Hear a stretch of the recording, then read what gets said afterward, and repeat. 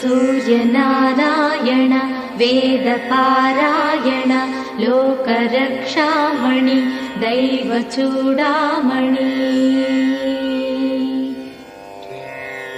पद्मिनी वल्लभ वल्लकी गानलोल त्रिमूर्तिस्वरूपा विरूपाक्षनेत्र महादिव्यगात्र अचिन्त्यावतारा निराकार दीनापराकय्य ओ अय्य बुद्धान्त निर्धूत तापत्रयाभील दावाग्निरुद्रा तनुद्भूत निस्तार गंभीर संभावितानेक कामाज्यनीकंबुलंदाटि ఏకాకినై చిక్కి ఏ దిక్కునుగానగాలేకయున్నాడ నీవాడనో తండ్రి।